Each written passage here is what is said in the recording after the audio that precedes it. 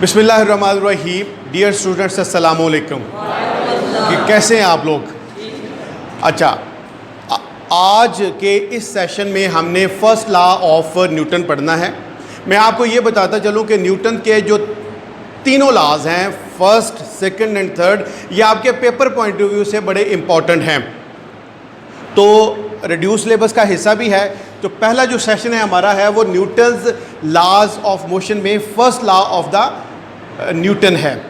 अब ये first law of Newton क्या है इसके बारे में पढ़ेंगे, लेकिन मैं आपको सबसे पहले इसकी डेफिनेशन, देन मैं आपको इसकी एक्सप्लेनेशन की तरफ लेके चलता हूँ। अब आपके सामने मैंने इसकी डेफिनेशन लिखी हुई है। A body continuous its state of rest or of uniform motion. दो चीज़ें हैं कि एक बॉडी जो मूव कर रही है, continuous it's a state of rest. अगर वो रेस्ट पोजीशन में है यानी कि खड़ी है, स्टैटिक है, साकन है, तो वो खड़ी रहेगी। Or of uniform motion in a straight line, या वो मूव कर रही है। दो बातें उसने की हैं कि अगर कोई बॉडी, में आसान लफ्ज़ों में बताता हूं, अगर कोई बॉडी खड़ी है तो वो खड़ी रहेगी, अगर कोई बॉडी मूव कर रही है तो वो मूव ही करती रहेगी। लेकिन कंडीशन क्या है? जब तक उस पर कोई एक्सटर्नल फोर्स अप्लाई ना हो। फॉर एग्जांपल, जब हम एक बॉल को यूं किक करते हैं और नीचे जो सरफेस है वो बिल्कुल स्मूथ हो, बिल्कुल स्मूथ का मतलब है कि फ्रिक्शन लेस हो, किसी किस्म की फ्रिक्शन ना हो, उसमें कोई रुकावट ना हो, तो क्या ख्याल है वो फुटबॉल रुक जाएगा? नहीं रुकेगा ना, वो चलता रहेगा। कब तक चलता रहेगा? जब तक कोई एक्सटर्नल फोर्स अप्लाई ना हो जाए, कोई बंदा आगे से पाँव ना कर दे, या ज़मीन की रगड़ यानी फ्रिक्शन जो है वो पैदा ना हो जाए, या कोई और बॉडी उसके सामने ना आ जाए, तब तक वो जो है वो मूव करता रहेगा। इसी तरह अगर कोई बॉडी खड़ी है, स्टैटिक है, बैठी, जैसे आप लोग बैठे हैं, आप भी तो बॉडीज ही है ना, तो अगर कोई बॉडी स्टैटिक में है यानी रेस्ट पोजीशन में है और कोई एक्सटर्नल फोर्स नहीं है, फॉर एग्जांपल बाहर से टीचर आते हैं, आप खड़े हो जाते हैं, क्या होगा? टीचर क्या हो गया? अब एक्सटर्नल फोर्स होगी ना, उनके आने की वजह से आपको खड़ा होना पड़ा। मतलब अगर कोई नहीं आता तो सारा दिन आप तो यूँ बैठे रहेंगे ना।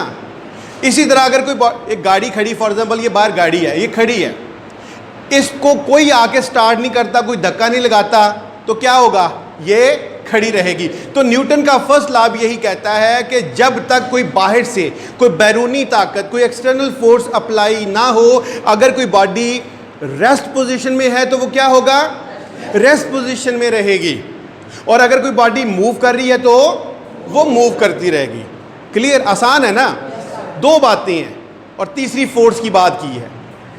बॉडी खड़ी है तो खड़ी रहेगी, चल रही है चलती रहेगी। कब तक?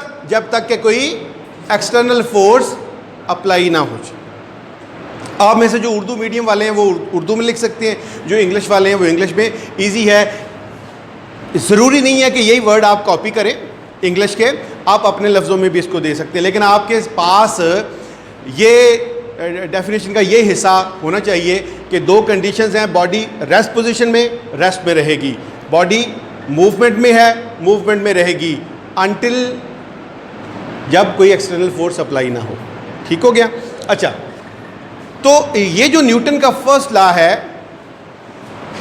ये उन बॉडीज को डिस्कस करता है जो रेस्ट पोजीशन में है या मोशन में है। लाजमी बात है, उसने कह दिया कि बॉडी रेस्ट में है तो रेस्ट में रहेगी, मूवमेंट में है तो मूवमेंट। इसका मतलब ये हुआ कि न्यूटन का जो फर्स्ट लॉ है वो किस तरह की बॉडीज को डील करता है? वो बॉडीज या जो रेस्ट पोजीशन में है या फिर मोशन में। मेरे साथ दें, जो रेस्ट में है या मोशन में है। ठीक हो गया? अगर कोई बॉडी इसी में से मैंने चीज़ निकाली है, बॉडी रेस्ट में है तो क्या होगा? रेस्ट में रहेगी यानी स्टैटिक रहेगी। बॉडी मोशन में है तो मोशन रिमेन सेम का मतलब है मोशन में है तो मोशन में ही रहेगी, मूवमेंट ही करती रहेगी। रेस्ट में है तो रिमेन सेम यानी रेस्ट में रहेगी। ठीक है? कब तक? जब तक कोई एक्सटर्नल फोर्स अप्लाई ना हो जाए। ठीक है? अच्छा, अब इसकी एग्जांपल में देखें कि एक एग्जांपल है, फॉर एग्जांपल टेबल पे पड़ी हुई कोई किताब। समझे कि ये मेरा हाथ एक टेबल है और ये किताब पड़ी हुई है यहाँ पे। अब ये किताब किस पोजीशन में है? मोशन में है या रेस्ट में है? रेस्ट में है। तो अगर ये यहाँ पे है, मैं इस पर कोई अब फोर्स अप्लाई नहीं करता, तो क्या होगा, ये ऐसे रेस्ट पोजीशन में पड़े रहे। तो टेबल पर पड़ी हुई किताब क्या है, रेस्ट पोजीशन की एग्जाम्पल है। यानी न्यूटन के फर्स्ट लॉ के अंदर जो रेस्ट में बॉडी का कहा गया है वो इसकी एग्जाम्पल। दूसरी बात, फुटबॉल ग्राउंड के अंदर जो आप फुटबॉल को किक करते हैं तो वो जो बॉल रोल करता हुआ जा रहा है और वो चलता जा रहा है। अगर उसकी आप सरफेस को, नीचे जो ज़मीन है उसको स्मूथ कर दें, स्मूथ का मतलब है उसमें से फ्रिक्शन निकाल दें, तो क्या होगा, वो बॉडी जो है, वो बॉल जो है वो रोल करता जाएगा। समझ आ गई? एग्जाम्पल्स भी मैंने बता दी।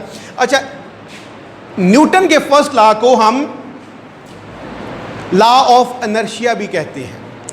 इनर्शिया का पता है, इनर्शिया क्या होता है?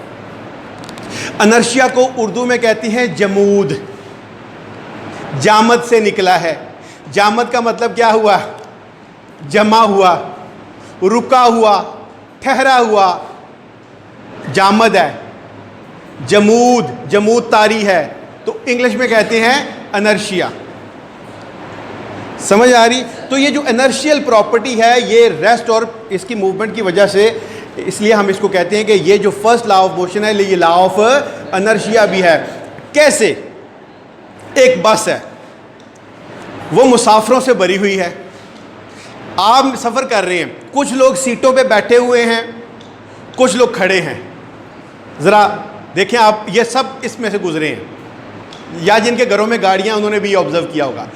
गाड़ी चल रही है, आप बीच में बैठे हुए हैं या खड़े हैं, अगर बस है तो कुछ लोग खड़े हैं, कुछ लोग बैठे। अचानक ड्राइवर क्या करता है, ब्रेक लगाता है। क्या होता है?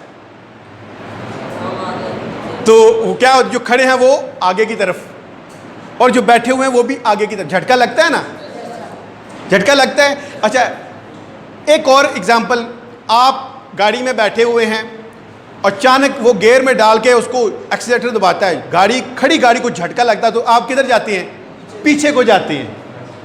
झटका लगता है। अब झटका आपका अपर बॉडी को लगता है, नीचे वाली बॉडी को तो नहीं लगता।